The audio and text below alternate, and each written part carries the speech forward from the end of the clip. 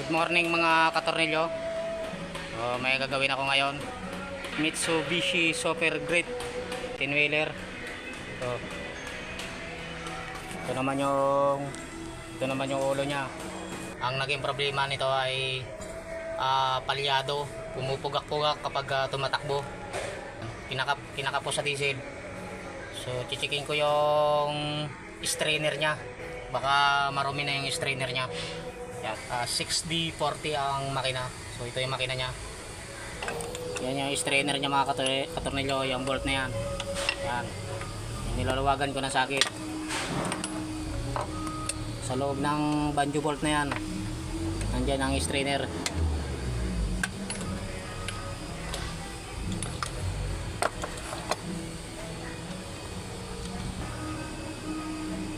So ito sa loob. Yan o. Yan, marumi na mga katornilyo. Yan o. Parado. So kaya yan na pumupugak-pugak. Yan. Pinakapo sa diesel. Yan, puno o. Yan to. Yan. Puno. Yan mga katornilyo. Yan o. Puno o. To. Siya, puno. Yan o. Puno. Puno ng dumi. Yan.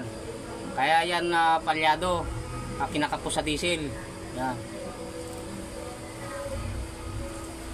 Yan o. O yan o. O yan o. Yan, lumalabas o. Yan o, lumalabas.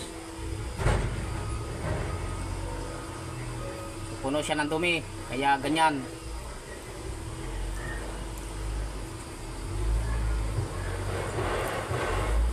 Yan ang dahilan kaya nakinakapos sa diesel. Pumupugak kapag umaandar. Pumupugak-pugak kapag umaandar. Yan ang dahilan. Kaya kinakapos sa diesel at palyado, pumupugak-pugak ang andar, yan. Halos ano siya, pag biritin mo ang makina halos mamamatay. Yan o, yan, dami. Yan ang dahilan kaya kinakapos sa diesel.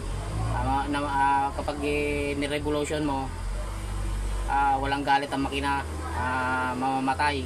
Yan, halos mamamatay siya. Yan, puno siya ng dumi. Yan. Halos puno siya ng dumi. Ito. So, lilinisin ko yan mga katornilyo. Yan ang naging problema. 6M70 ang makina. Mitsubishi Super Great. Mitsubishi Super Great. 6M70 ang 6D40 ang makina.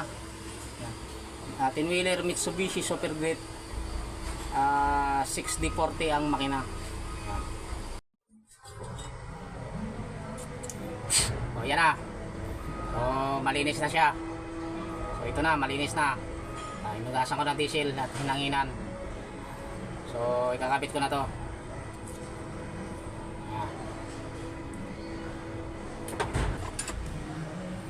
May washer na yan, no? May washer. Sa ilalim may washer, hindi ko naman tinanggal yung washer sa ilalim.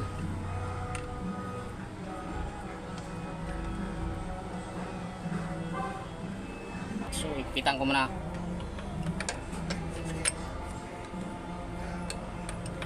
Tapos pagkatapos nito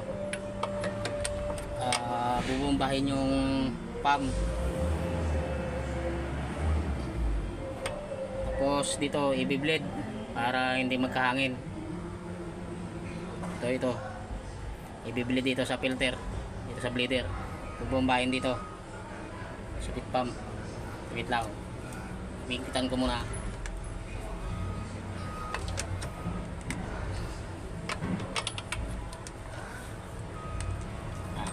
Mahigpit na yan.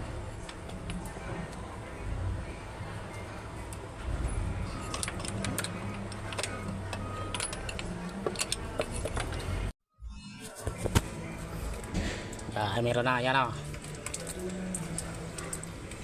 So malakas na yan mga katornilyo.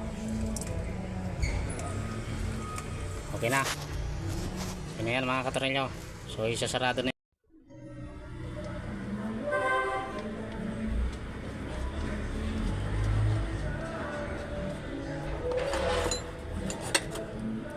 So sarado ko muna, higpitan para hindi magkahangin.